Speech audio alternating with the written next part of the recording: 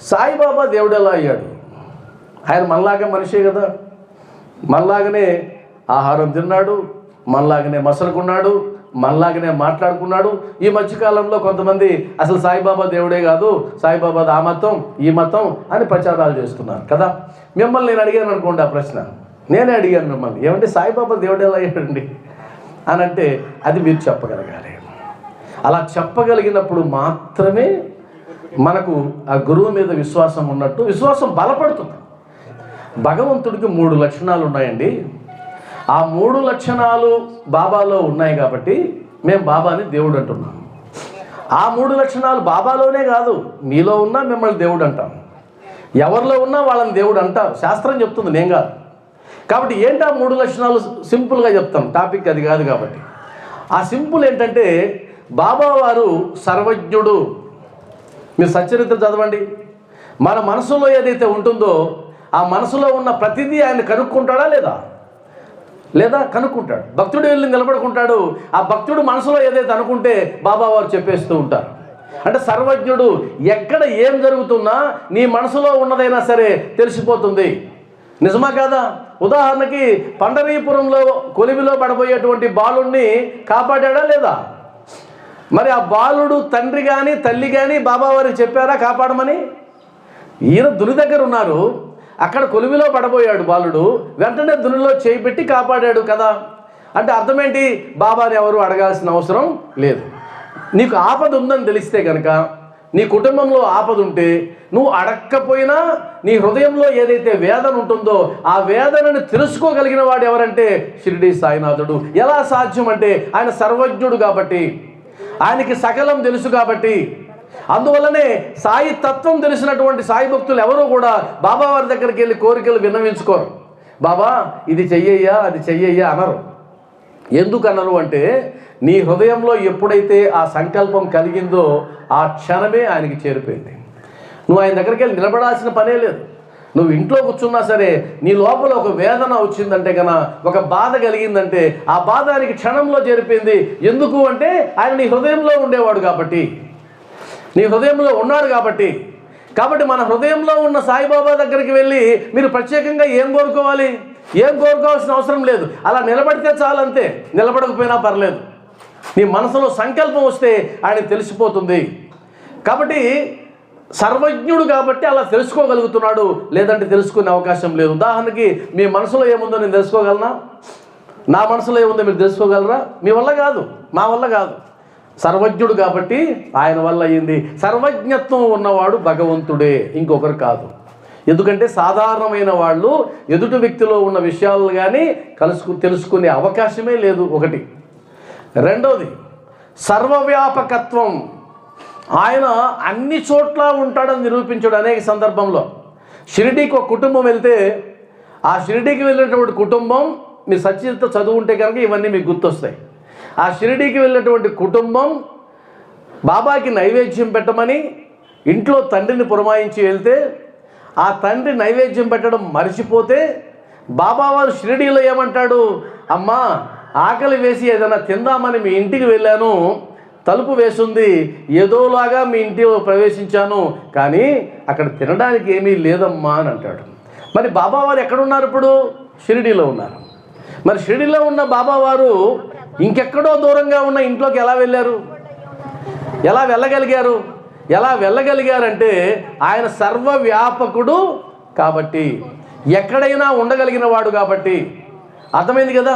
కాబట్టి ఎక్కడైనా ఉండగలిగిన వాడు. ఇప్పుడు ఉదాహరణ, మీరు ఇక్కడ ఉన్నారు, మీ ఇంట్లో మీరు ఉంటారా? ఇప్పుడు ఉండలేరు. ఎవరన్నా వచ్చి చెప్పారనుకోండి, అమ్మ మీ ఇంట్లో చూశాను మిమ్మల్ని అని అంటే అప్పుడు మీరు కూడా దేవుడే.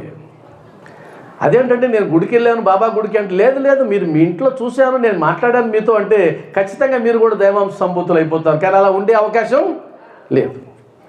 అంటే సర్వ వ్యాపకుడు. ఇంకొకటి చెప్తా చూడండి, 3వ లక్షణం సర్వశక్తిమంతుడు. బాబా వారు సర్వశక్తిమంతుడు. ఎలా సాధ్యం? ఉదాహరణకి భూమిలో ఉండే నీళ్లు బయట రావాలంటే ఏం చేయాలండి? బోరు వేయాలి కదా. మరి బాబావారు బోరు వేసి గంగా యమునని దగ్గర తీసుకొచ్చారా? ఎలా తీసుకొచ్చారంటే సట్కాతో కొట్టింది మొదటి నీళ్ళలో. దాసగనుకు చూపించింది సంకల్ప మాత్రం చేత. నేను ప్రయాగకి వెళ్ళాలి, ప్రయాగలో స్నానం చేయాలి అని అంటే దాసగన్ మహారాజ్ ఆ ప్రయాగ ఇక్కడే ఉంది నా పాదాల దగ్గరని అక్కడ నిరూపించాడు. కాబట్టి ఎక్కడా కూడా ఆయన సటకాతో కొట్టింది ఎప్పుడు? మొట్టమొదట చాంద్ పాటిల్కి గుర్రపు జాడని తెలియజేసినప్పుడు అప్పుడు సటకాతో కొడితే నిప్పు వచ్చింది, సటకాతో కొడితే నీరు వచ్చింది. మరి మనమైతే ఏం చేయాలి? ఫిల్టర్ వేసి బోరు వేసి నీళ్ళు తీసుకురావాలి. మన వల్ల అయ్యే పని అది. కానీ ఆయన సంకల్ప మాత్రం చేత ఏం చేశాడు? నీటిని పైకి తీసుకురాగలిగినాడు. అంటే అర్థం సర్వశక్తిమంతుడు. నిప్పు అలా ప్రజ్వరిల్లుతూ ఉంటే నువ్వు తగ్గు అంటే తగ్గిపోతుందా? మరి బాబావారు దునిలో మంటలు ప్రజ్వరిల్లుతూ ఉంటే ఏం చేశారు బాబావారు? తగ్గు, నీ తీవ్రతని తగ్గించు అంటే తగ్గిందా లేదా? అంటే నిప్పు ఆయన మాట వినింది. మసీదు పైన ఉండేటువంటి కప్పు ఊడి పడిపోతూ ఉంటే ఆయన వాక్కు చేత ఆపగలిగాడు. సరే, పాము గరిచి ఒక భక్తుడు వెళ్ళాడు బాబా దగ్గరికి. ఎవరు? పాము గరిచి ఒక భక్తుడు బాబా దగ్గరికి వెళ్ళి కాపాడమన్నాడు. శ్యామ గారికి పాము గరిస్తే బాబా దగ్గరికి వెళ్తే బాబా వారు ఏ వైద్యం చేశాడు? అమ్మా, వాక్కు అంతే, దిగిపో అన్నటువంటి ఒక మాట చేత విషం యొక్క ప్రభావాన్ని తగ్గించగలిగాడు. అంటే విషం మన మాట వింటుందా? అది ప్రాణం ఉందా? దానికి ఏమైనా ఇంద్రియాలు ఉన్నాయా? ఏం లేవు. ప్రాణాలు తీసే విషం కూడా బాబావారి మాట వినింది. చరిత్రలో ఒక ఘటన గుర్తొస్తూ రావాలి. అదేంటంటే తుఫాన్ వచ్చింది, మేఘాలు కమ్ముకున్నాయి, ఊరు ప్రజలంతా అక్కడ ఉన్న దేవతలను ఆశ్రయించారు, కానీ ప్రయోజనం లేదు. ఇవే పదాలు ఉంటాయి చూడండి కావాలంటే. కానీ అందరూ పరుగున బాబా దగ్గరకు వచ్చారు. బాబా మసీదు నుంచి బయటకు వచ్చి తగ్గు అని అలా హెచ్చరించిన వెంటనే తుఫాను యొక్క తీవ్రతని తగ్గించింది. సాధారణమైన పరిస్థితులు వచ్చినాయి అని ఉందా లేదా? తుఫాను మన మాట వింటుందా? వినదు. నేను ఎందుకు చెప్తున్నానంటే బాబావారు సర్వశక్తిమంతుడు కాబట్టే ఇన్ని కోట్ల మంది ఆయన దగ్గరికి పరుగులు పెడుతున్నారు. ఇంతమంది దేవతామూర్తులు ఉన్నా, ఇంతమంది గురువులున్నా ఆయనకి అంత వైభవం వచ్చింది. ఊరకనే కాదు. కాబట్టి సాయిబంధులారా, మనం ఎవరి పాదాలైతే పట్టుకున్నామో ఆ పాదాల యొక్క గొప్పతనం తెలుసుకోవాలి. ఎవరినైతే ఆశ్రయించామో ఆశ్రయించిన వారి యొక్క ఘనత తెలుసుకోవాలి. ఎవరి గుడికైతే మనం వస్తున్నామో ఆయన సాధారణమైనటువంటి గురువా, సద్గురువా, లేదా మనం ఏం పిలుస్తాం బాబావారిని? అఖిలాండ కోటి బ్రహ్మాండ నాయక రాజాది రాజ. అందరూ అనండి ఒకసారి, అఖిలాండ కోటి బ్రహ్మాండ నాయక.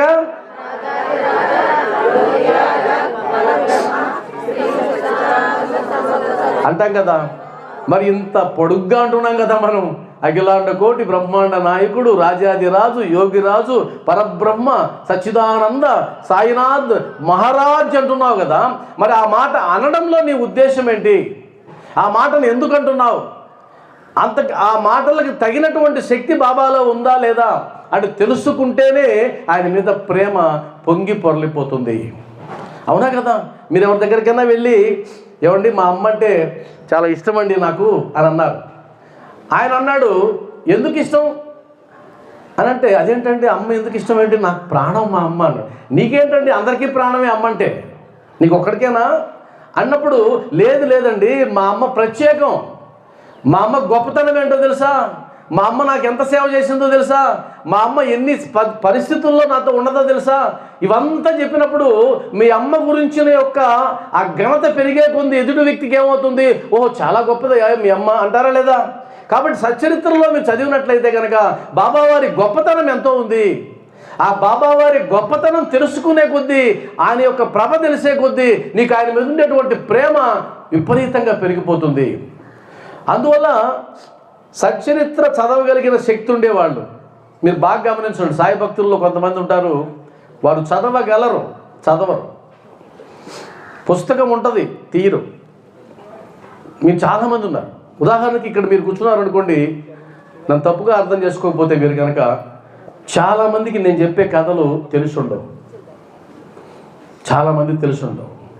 ఇదేం కథ ఇది, కుక్కకు పెరుగన్నం పెట్టింది ఇప్పుడు, ఇలా అనుకున్నారు అనుకోండి. దాని అర్థం ఏంటంటే మీరు బాబా భక్తులే కానీ చదవడంలే, సచ్చరిత్ర పట్టుకోవడంలే, కథలు చదవడంలే, జ్ఞానాన్ని పట్టుకోవడంలే.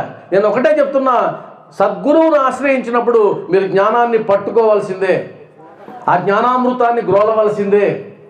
అప్పుడు మాత్రమే మీకు పరిపూర్ణమైనటువంటి అనుగ్రహం లభిస్తుంది తప్ప ఇంకొకటి కాదు. దయచేసి మా బాధ్యత ఏంటంటే, సత్సంగం చెప్పే వాళ్ళ బాధ్యత బాబావారి గొప్పతనాన్ని చెప్పడం మాత్రమే కాదు, బాబావారి సచ్చరిత్రని లేదా బాబావారి గ్రంథం ఏదైనా పర్లేదు, సచ్చరిత్రని నేను అనడంలే.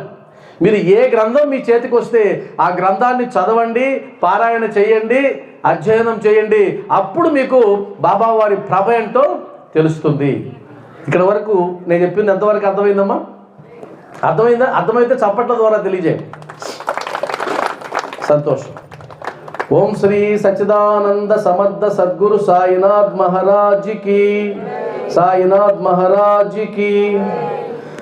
సాయినాథుడెవరని నీవడిగితే మనసా, సాయినాథుడెవరని నీవడిగితే మనసా, సర్వపాపహరుడు భక్త కోటి వరుడు, ఓంకార స్వరూపుడు సకల వేదకారకుడు శ్రీ సాయినాథుడు, మా పాలి దేవుడు, మా పాలి దేవుడు. సాయినాథుడెవరని నీవడిగితే మనసా. ఎన్ని సంవత్సరాలప్పుడు ప్రకటించబడ్డాడమ్మా ఆయన? ఎన్ని సంవత్సరాలప్పుడు బాబావారు షిరిడీలో ప్రకటితమైనారు? 12 కాదు, ఇంకొక ఆన్సర్ 16. 16 బాలునిగా హఠాత్తుగా గుపించి 10 ప్రశ్నలకు తన సమాధి చూపించి, శ్రీరామనవమి ఉరుసు ఉత్సవాలు జరిపించి, కులమత తత్వాలను రూపుమాపినాడు. అంతు ఎవరికి తెలియని అసమాన తేజుడు సాయినాథుడు, మన సాయినాథుడు. సాయినాథుడెవరని నీవడిగితే మనసా.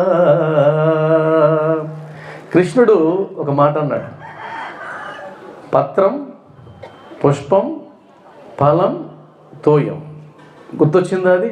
మీరు పత్రమైన, పుష్పమైన, ఫలమైన, ఆకైనా సరే నాకు సమర్పిస్తే ప్రేమతో దానిని నేను స్వీకరిస్తాను అని చెప్పాడు శ్రీకృష్ణ భగవానుడు.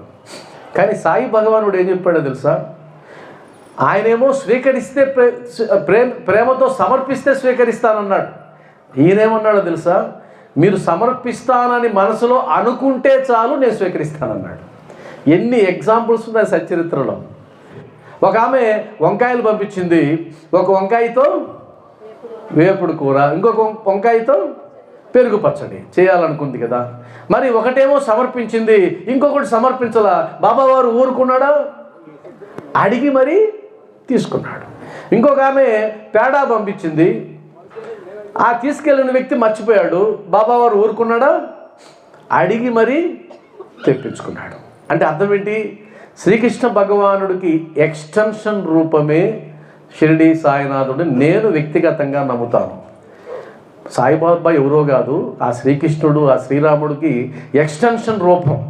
అంటే త్రేతాయుగంలో శ్రీరాముడు ఉంటే కలియుగంలో శ్రీరాముడు వస్తే ఎలా ఉంటాడంటే సాయిబాబా లాగా ఉంటాడని నేను అంటాను. ద్వాపర యుగంలో శ్రీకృష్ణుడు ఉంటే మరి కలియుగంలో శ్రీకృష్ణుడు ఎలా ఉంటాడండి అంటే సాయిబాబా లాగా ఉంటాడని నేను అంటాను. ఎందుకంటే సాయిబాబా నా సర్వస్వం కాబట్టి, ఆయన ప్రేమిస్తున్నాను కాబట్టి, సకల దేవతా స్వరూపుడు కాబట్టి, అన్ని దేవతల్ని ఆయనలో నేను చూస్తున్నాను కాబట్టి తప్పేం కాదు. నేను తిరుమలకి వెళ్తే అప్రయత్నంగా తిరుమలలో వెంకటేశ్వర స్వామిని చూడగానే సాయి అంట. మరి ఎందుకో తెలియదు. మరి ఆయన నా కులదైవం, వెంకటేశ్వర స్వామి నా కులదైవం, మా కులదైవం ఆయన. మేము మొట్టమొదటి తలనీళ్ళు ఇచ్చేది అక్కడే. కానీ అప్రయత్నంగా అంటాం. మా కాలనీలో ఆంజనేయ స్వామి గుడి ఉంది. ఆంజనేయ స్వామి విగ్రహానికి, విగ్రహాన్ని, నిలువెత్తు విగ్రహాన్ని మేము వెళ్ళి సాయి వెళ్ళొస్తామంట. మళ్ళీ వెళ్ళేటప్పుడు సాయి మీ దైవాల్లో వచ్చేసామంట. అక్కడ సాయి ఉన్నాడా? ఆంజనేయ స్వామి ఉన్నాడా? ఎవరున్నారు? ఆంజనేయ స్వామి ఉన్నాడు. కానీ ఆంజనేయ స్వామిలో నేను సాయిబాబాను చూస్తా. ఆంజనేయ స్వామి భక్తుడు బాబా గుడికి వచ్చాడు అనుకోండి, ఆంజనేయ స్వామి భక్తుడైన బాబా దగ్గరకు వచ్చి వీరాంజనేయ అన్నాడు అనుకోండి, తప్ప? ఆయనకి బాబాను చూస్తే ఎలా కనిపిస్తాడు? ఆంజనేయులా కనిపిస్తాడు. రామభక్తుడు ఉన్నాడు అనుకోండి, బాబా మందిరానికి వచ్చాడు, బాబాను చూడగానే రామా అన్నాడు, తప్ప? తప్పేమీ లేదు. నీ మనసులో, నీ హృదయంలో ఏ రూపం అయితే నిలదొక్కుని ఉందో, నిలకడగా ఉందో, అదే అంతా కనిపిస్తుంది కదా. కాబట్టి శ్రీకృష్ణుడైనా శ్రీరాముడైనా సాయి భక్తునికి సాయినే. మన సచ్చరిత్ర ప్రారంభంలో ఏమన్నాడు? ప్రారంభంలో హేమంత్ పంత్ గారు రాస్తూ ఏమన్నారంటే, గణేశుడు ఎవరు అంటే సాయియే గణపతి, సాయియే ఈశ్వరుడు, సాయియే ఉమాపతి, రమాపతి అన్నాడా లేదా? కాబట్టి ఆ భావన, భక్తుడు తానని భగవంతుడు తానని గీతాసారములో కృష్ణవువాచ, శ్రీకృష్ణవువాచ, పాపుల కర్మలను తానే కడిగేసి రక్షణ ఇచ్చుటయే యేసువువాచ, ప్రభు యేసువువాచ, తన చుట్టూ నివసించే జీవరాశులన్నిటిలో తాను పరమాత్మ ఒకటని చాటాడు, అంతు ఎవరికి తెలియని అసమాన తేజుడు సాయినాథుడు, మన సాయినాథుడు. సాయినాథుడెవరని నీవడిగితే మనసా, త్రిగుణాత్మరూపుడు, సర్వలోక రక్షకుడు, పంచభూతముల సాక్షి సాయిబాబా, సామాన్య మానవుడు, సాధుస్వరూపుడు, అంతు ఎవరికి తెలియని అంతరాత్ముడు. తీర్థాలు క్షేత్రాలు సాయినాథుడే, కులమత సారము సాయినాథుడే, హరిషద్వంశకుడు సాయినాథుడే, జగతికి ప్రాణము సాయినాథుడే, మన సాయినాథుడే, మన సాయినాథుడే.